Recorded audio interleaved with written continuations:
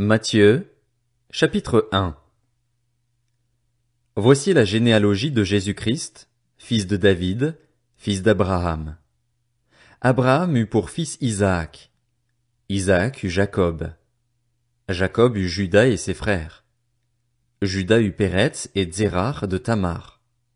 Péretz eut Hetsrom. Hetsrom eut Aram. Aram eut pour fils Aminadab. Aminadab eut Nachshon. Nachshon eut Salmon. Salmon eut Boaz de Rahab. Boaz eut Obed de Ruth. Obed eut pour fils Isaïe. Isaïe eut David. Le roi David eut Salomon de la femme d'Uri.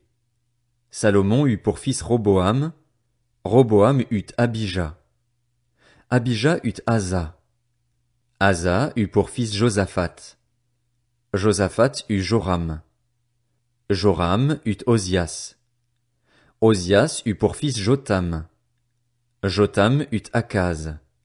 Akaz eut Ézéchias. Ézéchias eut pour fils Manassé. Manassé eut Amon.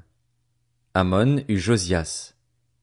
Josias eut pour descendants Jéconias et ses frères, à l'époque de la déportation à Babylone. Après la déportation à Babylone, Jéconias eut pour fils Shealtiel. Shealtiel eut Zorobabel. Zorobabel eut pour fils Abiud.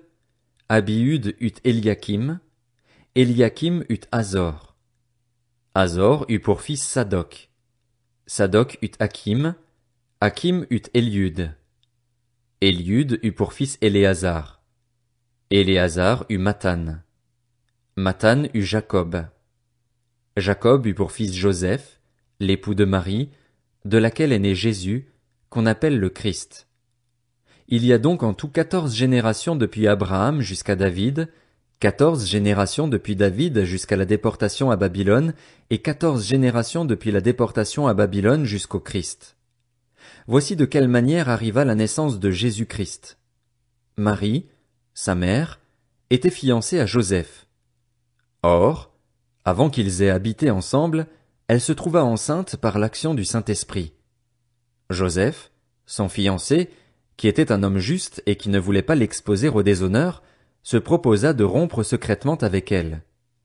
Comme il y pensait, un ange du Seigneur lui apparut dans un rêve et dit « Joseph, descendant de David, n'aie pas peur de prendre Marie pour femme, car l'enfant qu'elle porte vient du Saint-Esprit.